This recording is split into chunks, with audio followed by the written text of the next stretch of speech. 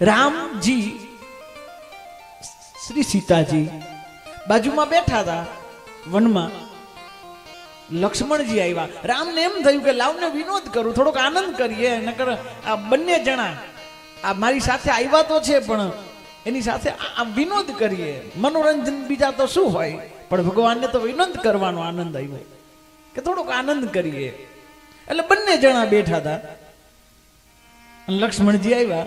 રામજીએ પૂછ્યું કે લક્ષ્મણ બટા અહીંયા ભાઈ અહીંયા એક જવાબ આપને, હું થોડુંક તને પૂછું, તું મને કહીશ તો કે હા જવાબ આપ. શું ભાઈ બોલો ને, શું આજ્ઞા છે?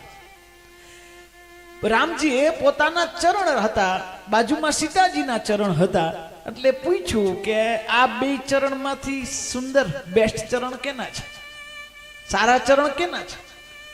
લક્ષ્મણજી વિચાર કરે કે જો હું રામના ચરણને સુંદર કહીશ તો મારી માં અહીંયા એકલી છે, અહીંયા એનું કોઈ નહીં, આનો ભાઈ હું તો છું પણ આ તો એકલી છે, આની યારે કોઈ નથી, તેને દુઃખ લાગશે. અને સીતાના ચરણ સુંદર કહું તો ભગવાન રામ મારા મોટા ભાઈ છે, એનું અપમાન મારે કેમ કરવું? પણ આ તો શેષનો અવતાર ને. તરત જ સીતાજીને ના ચરણની સામે દ્રષ્ટિ કરી અને આમ કીધું કે હે માં, આ ચરણથી, પછી રામજી પાસે રામના ચરણને જોઈને કીધું આ ચરણ સુંદર છે. સમજાણું?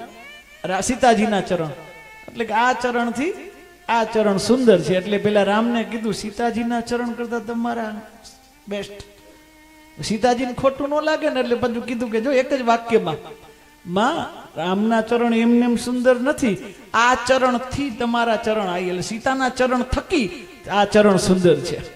સીતાના ચરણ આવ્યા તો રામના ચરણ સુંદર. એટલે બેયને પાછું અભિમાન આવે જ નહીં ભગવાનને, આ તો આનંદની વાત છે, પણ બેયને ઓલું ન થાય ને એટલે પછી બેયને કીધું કે હું તમારા બેયના ચરણ સુંદર એમને નથી કહેતો. કેમ કે આ ચરણ થી આ ચરણ સુંદર એમ નથી કહેતો.